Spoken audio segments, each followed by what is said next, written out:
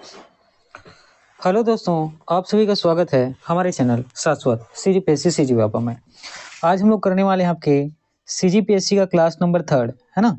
CGPSC pre का class number 3 करने वाले हैं। तो चलिए क्लास को हम लोग आगे बढ़ाते हैं और कंटिन्यू करते हैं। ठीक, चलिए देखिएगा, यहाँ पर जो प्रश्न है ये आपका पहला प्रश्न है। आपसे पूछा गया है कि भारत में सांत घाटी किस राज्य में स्थित है, ये आपको बताने हैं। ए तमिलनाडु, बी केरल, सी कर्नाटका और डी असम। तो देखिएगा, यहाँ आपको जो सही उत्तर होगा ये होगा आपका ऑप्शन बी केरल। ठीक है, भारत में जो शांत घाटी, जिसको इंग्लिश में क्या कहते हैं, साइलेंट वैली, है ना। जो शांत घाटी है उसको क्या कहा जाता है, इंग्लिश में साइलेंट वैली। ये कहाँ स्थित है, तो याद रखिएगा केरल राज्य में है। कहाँ स्थित है, तो याद रखिएगा केरल राज्य में है। और साथ ही याद रखिएगा शांत घाटी के नाम से क्या है, ये नेशनल पार्क है ना। शांत घाटी के नाम से क्या है, तो नेशनल पार्क है, मतलब राष्ट्रीय उद्यान है। और ये जो शांत घाटी राष्ट्रीय उद्यान है, ये याद रखिएगा आपको नीलगिरी बायोस्फीयर रिजर्व, ठीक है, नीलगिरी बायोस्फीयर रिजर्व का क्या है, उसी का ये भाग है, या उसका क्या कहें, हिस्सा है। ठीक है, तो शांत घाटी, जिसको हम लोग साइलेंट वैली कहते हैं, ये कहाँ स्थित है, तो केरल राज्य में स्थित है। और शांत घाटी ये क्या है, तो याद रखिए कि नेशनल पार्क है। और ये जो है नीलगिरी बायोस्फीयर रिजर्व का क्या है, हिस्सा है। और याद रखिएगा यहाँ के वन के बारे में पूछा जाता है कि यहाँ कौन से प्रकार के वन पाए जाते हैं, तो आपको याद रखना है उष्णकटिबंधी सदाबहार वन। यहाँ कौन से प्रकार के वन पाए जाते हैं, तो आपको याद रखना है उष्णकटिबंधी सदाबहार वन, है ना। यहाँ कौन से वन पाए जाते हैं, तो आपको याद रखना है उष्णकटिबंधी सदाबहार वन। ठीक है, तो इतनी चीजें क्लियर हुई। चलिए आगे बढ़ते हैं। देखिए, ये आपका अगला प्रश्न है ना। ये आपका अगला प्रश्न है और ये हमारे छत्तीसगढ़ का है, याद रखिएगा। ये हमारे छत्तीसगढ़ का प्रश्न है कि खिनवा शरीर के किस अंग में धारण किया जाता है या किस अंग में पहना जाता है, ये आपसे पूछा गया। देखिएगा, हमारे छत्तीसगढ़ में जो है ना आभूषण या कहा जाए कला एवं संस्कृति है, उसके अंतर्गत इस तरीके के प्रश्न आपसे पेपर में पूछे जाते हैं, है ना। और अच्छे खासे वेटेज रहते हैं ना, 7 से 8 क्वेश्चन इस तरीके के पेपर में आपसे पूछे जाता है जो जनजातियों से संबंधित होती है। ठीक है, तो बेसिकली ये खिनवा एक क्या है, आभूषण है, जिसको क्या करती हैं, महिलाएं धारण करती हैं। तो कौन से अंग में धारण करती हैं, ये प्रश्न आपसे पूछा गया है। ए नाक में, बी कान में, सी उंगली में, डी गला में। तो याद रखिएगा, यहाँ जो प्रश्न है आपका, इसका सही उत्तर होगा कान में। ठीक, खिनवा कहाँ धारण किया जाता है, तो याद रखिएगा कान में, है ना। उसी प्रकार देखिए नाक में, तो नाक में कौन सा धारण किया जाता है, तो नाक के लिए याद रखिएगा खेनवा। ठीक, खेनवा आभूषण किस में धारण किया जाता है, कहाँ, तो नाक में। साथ ही तरकी, ये भी है, इसको धारण किया जाता है नाक में। और कुछ देखेंगे जैसे कि लुरकी, है ना। इसके छोड़ और अन्य भी आभूषण है, खैर उसके बारे में हम लोग बाद में और पढ़ेंगे, है ना। तो खेनवा, तरकी और लुरकी ये कहाँ धारण किया जाता है, तो याद रखिएगा नाक में। ठीक है, उंगली में याद रखिएगा यहाँ मुंदरी पहना जाता है ना। उंगली में जो अंगूठी आप पहनते हैं उसको हम लोग छत्तीसगढ़ी में क्या कहते हैं, तो मुंदरी कहते हैं। ठीक है, इतनी चीजें हुई। उसके बाद देखिए गला में, गला में आपको याद रखना है सुतिया। ठीक है, सुतिया, सुर्रा, दुलरी और एक दो नाम और जैसे हंसली, पुत्री और तिलरी, ये सभी कहाँ पहने जाते हैं, तो याद रखिएगा सुतिया, सुर्रा, दुलरी, हंसली, पुत्री और तिलरी, ये गला में पहने जाने वाला आभूषण है। कहाँ, तो गला में पहने जाने वाला आभूषण है। कान में उन्होंने क्या पहना, तो वहां पे खिनवा पहना है। ठीक, और नाक में याद रखिएगा खिनवा। खिनवा कान में पहना जाता है, खिनवा नाक में पहना जाता है, और नाक में तरकी और लुरकी भी पहना जाता है। उंगली में याद रखिएगा मुंदरी पहनते हैं, और गला में सुतिया, सुर्रा, दुलरी, हंसली, पुत्री और तिलरी, ये सभी आभूषण पहना जाता है। इसके अतिरिक्त अन्य और आभूषण भी है ना, उसके संबंधित मैं क्लासेस आपके लिए लाऊंगा। चलिए आगे बढ़ते हैं। देखिएगा, ये आपका अगला प्रश्न है। अच्छा, यहाँ तो क्वेश्चन मिसिंग है। ठीक है, क्वेश्चन क्या है, मिसिंग है लग रहा है, कथन डायरेक्ट। तो याद रखिएगा ये किससे संबंधित है, तो बोधघाट परियोजना से। ठीक है, ये क्वेश्चन किससे संबंधित है, तो आपको बताना है बोध घाट परियोजना से। ठीक है, ये जो प्रश्न है बोध घाट परियोजना से संबंधित है और ठीक इससे संबंधित चीजों के बारे में बताना है क्या सही है क्या गलत। यह इंद्रावती नदी पर स्थित है, स्टेटमेंट आपका पहला है। ठीक है, तो बोध घाट परियोजना कहाँ पर है, तो इंद्रावती नदी पर क्या है तो स्थित है, ये भी सही है। ठीक, अगला देखिए, इस परियोजना से लाभ पाने वाले जिले दंतेवाड़ा, सुकमा और बीजापुर होंगे। बिल्कुल सही है ना, बोध घाट परियोजना से ये जिले हैं जैसे दंतेवाड़ा, सुकमा और बीजापुर, ये तीनों जिले क्या है इस परियोजना के तहत है, पानी उनको मिलेगी और क्या उसी से लंबावित होंगे। साथ ही इस परियोजना की प्रस्तावित सिंचाई क्षमता 3,66,580 हेक्टेयर है, ये भी बिल्कुल सही है ना। और उसके बाद इस परियोजना में प्रस्तावित विद्युत उत्पादन की क्षमता 300 मेगावाट है, ये भी सही है। ये किस प्रकार का परियोजना है तो याद रखिएगा पनबिजली परियोजना है। ठीक है, बोध घाट परियोजना किस प्रकार का परियोजना है तो आपको याद रखना है पनबिजली परियोजना है ना। बोध घाट योजना पनबिजली परियोजना है जिसमें पानी के माध्यम से क्या किया जाता है, सिंचाई भी की जाती है और इसी पानी से क्या किया जाता है, बिजली उत्पन्न किया जाता है। तो उसी पानी से जो विद्युत उत्पादन किया जाता है वो 300 मेगावाट उसकी क्षमता है, ये भी सही है। और सिंचाई क्षमता जो है पानी की वो कितना है 3,66,580 हेक्टेयर, ये भी सही है। और इस बोध घाट परियोजना के अंतर्गत जो लंबावित जिले हैं दंतेवाड़ा, सुकमा और बीजापुर, ये भी बिल्कुल सही है। और कौन सी नदी पर बोध घाट परियोजना है तो इंद्रावती नदी पर है, ये भी बिल्कुल सही है। ठीक है, चलिए आगे बढ़ते हैं। देखिएगा ये आपका अगला प्रश्न है, यहाँ आपसे पूछा गया है कि छत्तीसगढ़ में चितवा डोंगरी के शैल चित्रों की खोज सर्वप्रथम किसने की, ये आपको बताने हैं, है ना। सर्वप्रथम किसने की ये आपको बताने हैं।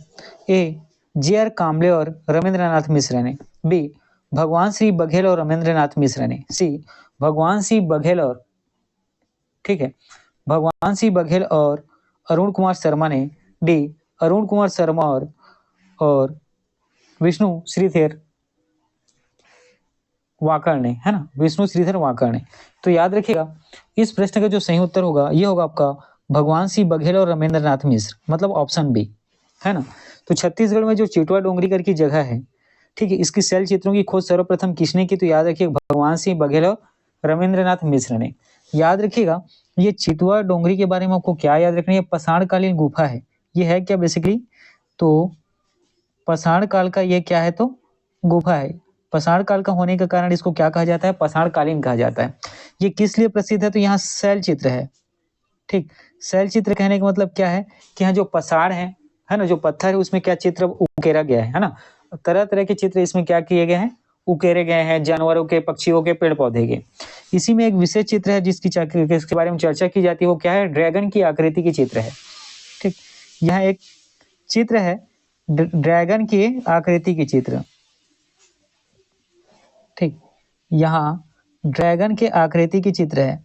आपसे पेपर में पूछा जा सकता है कि ड्रैगन की आकृति का चित्र कौन सी गुफा में देखने को मिलता है तो याद रखिएगा चितवा डोंगरी गुफा में आपको देखने को मिलता है।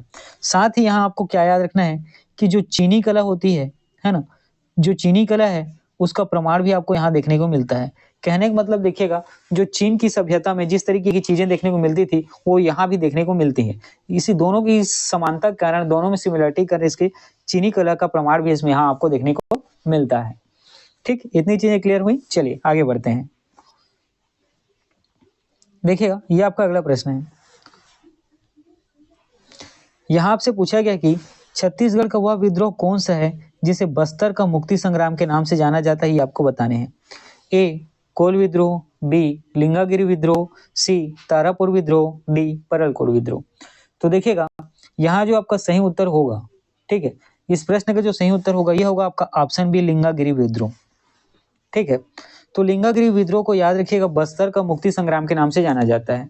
अब लिंगागिरी विद्रोह कब हुआ था तो याद रखिएगा 1856 में। ठीक, कब हुआ था तो 1856 में। जिस समय बस्तर में लिंगागिरी विद्रोह हुआ उस समय वहां के शासक कौन थे तो वहां शासक का नाम आपको याद रखना है भैरम देव। ठीक, उस समय वहां शासक कौन थे तो भैरम देव। लेकिन जो लिंगागिरी विद्रोह है इसके नेतृत्व करने वाले या इसके नेतृत्वकर्ता कौन थे तो नाम याद रखना है आपको धुरवाराम माड़िया। ठीक है, उसका नाम क्या याद रखना है तो आपको धुरवाराम माड़िया। इनके द्वारा क्या किया गया, लिंगागिरी विद्रोह का क्या किया गया, नेतृत्व किया गया। और लिंगागिरी विद्रोह करने का उद्देश्य क्या था तो इसका उद्देश्य याद रखिएगा बस्तर क्षेत्र से, ठीक है, बस्तर क्षेत्र से ब्रिटिश साम्राज्य की मुक्ति करना, है ना, ब्रिटिश साम्राज्य का क्या करना, तो मुक्ति करना। ठीक, अब आपको समझ में आ गया होगा इसका क्या करना, मुक्ति संग्राम क्यों कहा जाता है, इसी कारण। ठीक है, क्योंकि बस्तर क्षेत्र में जो ब्रिटिश साम्राज्य जो क्या हो गया था उनका, ठीक, आधिपत्य हो गया था, उसको क्या करना, उसे स्वतंत्र कराना। ठीक है, उनके आधिपत्य से क्या होना, मुक्त होना। ठीक है, इतनी चीजें क्लियर हुई। चलिए आगे बढ़ते हैं। देखिएगा, ये आपके कुछ करंट की इंपॉर्टेंट प्रश्न है ना, ये आपके पेपर में पूछे जा सकते हैं। जैसे कि देखिएगा, अभी वर्तमान में आप सभी को पता है कि बंगाल की खाड़ी में, कहा, तो याद रखिएगा, बंगाल की खाड़ी में एक नया तूफान आया है। उस तूफान का नाम क्या है, तो फेंजल। उस तूफान का क्या नाम है, तो याद रखिएगा फेंजल, है ना। फेंजल तूफान कहाँ आया है, तो याद रखिएगा ये आया है आपके बंगाल की खाड़ी में। ठीक है, चलिए आगे बढ़ते हैं। इसके बाद आपको और कुछ चीजें याद रखनी है, जैसे इंपॉर्टेंट है ना। देखिएगा, घरचोला, ठीक है, घरचोला एक समझिएगा, ठीक, घरचोला, ठीक है, ये इसको क्या है, भारत सरकार द्वारा जीआई टैग प्रदान किया गया है। ठीक, घरचोला को भारत सरकार द्वारा क्या किया गया है, जीआई टैग प्रदान किया गया है। अच्छा, जीआई टैग किसको प्रदान किया, है ना, जीआई टैग प्रदान किया गया है घरचोला को। तो घरचोला है क्या, तो याद रखिएगा ये हस्तशिल्प की विरासत है। कहने का मतलब हाथ के द्वारा बनाया गया है, हाथों से बनाया गया है। और किस राज्य का है, तो याद रखिएगा गुजरात का। घरचोला किस राज्य से संबंधित है, तो गुजरात राज्य से संबंधित है। और गुजरात राज्य की, है ना, जो सांस्कृतिक हस्तशिल्प है, जिसको हम लोग क्या कहते हैं, घरचोला कहते हैं, इसको भारत सरकार द्वारा क्या किया गया है, जीआई टैग प्रदान किया गया है। ठीक है, और याद रखिएगा गुजरात के बारे में, गुजरात को प्राप्त होने वाले ये 23वां जीआई टैग है। मतलब इसके पहले 22 और वस्तुओं को गुजरात का क्या मिल गया है, जीआई टैग प्रदान किया जा चुका है। तो इस प्रकार अब गुजरात में, है ना, जीआई टैगों की कुल संख्या कितनी हो गई, तो 27। ठीक है, चलिए, खैर आपको यहाँ पे सिर्फ याद रखना है कि घरचोला क्या है, जिसको भारत सरकार द्वारा क्या किया गया, जीआई टैग प्रदान किया गया, और किस राज्य से संबंधित है, गुजरात से। इतना काफी है। ठीक, देखिएगा, ये आपका अगला प्रश्न है। यहाँ पे आपसे प्रधानमंत्री किसान सम्मान निधि की योजना के बारे में बताया गया है ना। प्रधानमंत्री किसान सम्मान निधि योजना के बारे में आपको बताया गया है। इसके तहत जो लाभार्थी हैं, ठीक है, इसके तहत जो लाभ लेने वाले व्यक्ति हैं, उनको कितने रुपए प्रदान किया जाता है, तो याद रखिएगा हर साल 6,000 रुपए। हर साल कितना, तो 6,000 रुपए। ठीक है, हर साल कितना, तो 6,000 रुपए। और ये इनको कितने किस्तों में मिलता है, 3 किस्तों में मिलता है। कितने किस्तों में प्रदान किया जाता है, 3 किस्तों में। पर किस्त कितना होता है, तो 1,000 रुपए, 2,000 रुपए, है ना। पर किस्त कितना होता है, तो याद रखिएगा 2,000 रुपए। और इसका उद्देश्य क्या है, तो याद रखिएगा किसानों की आर्थिक स्थिति को क्या करना, सुदृढ़ बनाना, मजबूत बनाना, और खेती की आवश्यकताओं में क्या करना, सहयोग देना। और खेती की आवश्यकताओं में क्या करना, तो सहयोग देना। ठीक, इतनी चीजें हुई। चलिए आगे बढ़ते हैं। देखिए, साथ ही ये इंपॉर्टेंट है, आपको याद रखना है कि संविधान सभा का हमारा पहला सत्र ये 9 दिसंबर 1946 को संसद भवन के संविधान कक्ष में आयोजित किया गया था।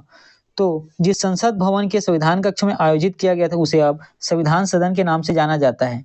उसे अब क्या, तो संविधान सदन के नाम से जाना जाता है। ठीक है, संविधान सभा का पहला सत्र कब आयोजित किया गया, तो 9 दिसंबर 1946 को। कहा, तो हमारे संसद भवन के संविधान कक्ष में। और उस संविधान कक्ष को अब संविधान सदन के नाम से जाना जाता है। पहले संविधान कक्ष के नाम से जाना जाता था, अब क्या, तो संविधान सदन के नाम से जाना। ठीक है, आगे बढ़ते हैं। देखिएगा, ये इंपॉर्टेंट न्यूज है, हमारे छत्तीसगढ़ का है ना। ये हमारे छत्तीसगढ़ का है, जो तिलहन फसल है। ठीक है, तो तिलहन फसल के बीज उत्पादन पर प्रति क्विंटल कितना रुपए का अनुदान दिया जाएगा, तो 1,500 रुपए का। ठीक है, कितना रुपए का अनुदान अब दिया जाएगा, तो 1,500 रुपए का। किसमें, तो तिलहन फसलों के बीज उत्पादन पर, है ना। जो तिलहन फसल होते हैं, ठीक है, उसके बीज उत्पादन पर प्रति क्विंटल 1,500 रुपए का अनुदान दिया जाएगा। पहले कितना दिया जाता था, तो याद रखिएगा पहले दिया जाता था 1,000 रुपए। कितना दिया जाता था, तो 1,000 रुपए। ये कितना बढ़ा है, तो याद रखिएगा 500 रुपए की इसमें बढ़ोतरी हुई है। कितनी की बढ़ोतरी हुई है, तो आपको याद रखना है 500 रुपए की इसमें बढ़ोतरी हुई है। ठीक है, इतनी चीजें याद रखना है। चलिए आगे बढ़ते हैं। देखिएगा, ये इंपॉर्टेंट न्यूज है ना, आपके पेपर में पूछा जा सकता है, बिल्कुल भी। ठीक, तो 13 वर्षीय एक लड़का है जिसका नाम है वैभव सूर्यवंशी। उम्र याद रखना है ना, 13 साल का।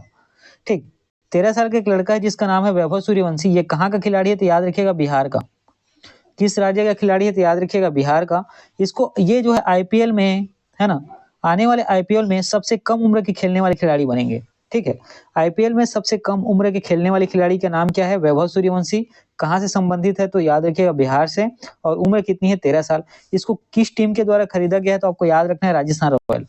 किस टीम के द्वारा इनको खरीदा गया? तो आपको नाम याद रखना है राजस्थान रॉयल के द्वारा। ठीक है, इतनी चीजें क्लियर हुई। चलिए आगे बढ़ते हैं। देखिएगा ये न्यूज भी बहुत इंपॉर्टेंट है ना, इंपॉर्टेंट न्यूज आपको याद रखना है। एडीबी जिसको हम लोग कहते हैं एशियाई विकास बैंक, है ना, एडीबी जिसको आप लोग कहते हैं क्या? एशियाई विकास बैंक। ठीक है, एशियाई विकास बैंक, इसका जो मुख्यालय कहाँ था? याद रखिएगा मनीला फिलीपींस में। एडीबी मनीला फिलीपींस में, है ना। इसका मुख्यालय कहाँ था? याद रखिएगा मनीला फिलीपींस में, है ना। तो एडीबी जिसको हम लोग कहते हैं एशियाई विकास बैंक, इसका मुख्यालय कहाँ है? तो आपको याद रखनी है मनीला फिलीपींस में। और इसके जो है अध्यक्ष चुने गए हैं, इसके जो उसके जो अभी वर्तमान के जो अध्यक्ष हैं, जो नए अध्यक्ष हैं, उनका नाम क्या है? तो मसातो कांडा। ठीक है, उनका नाम क्या है? तो आपको याद रखना है मसातो कांडा। ठीक है, इस एशियाई विकास बैंक जिसको आप लोग कहते हैं एशियन डेवलपमेंट बैंक, इसका हेडक्वार्टर कहाँ है? तो मनीला फिलीपींस में। और इसके जो अभी नव निर्वाचित जो अध्यक्ष चुने गए हैं उनका नाम है मसातो कांडा। चलिए आगे बढ़ते हैं। तो ठीक है दोस्तों, आज का क्लास इतना ही। जितने भी क्वेश्चन थे सारे बहुत इंपॉर्टेंट थे, आपके पेपर में बिल्कुल भी पूछे जाने की संभावना है। चलिए ठीक है, आज का क्लास इतना ही रखता हूं।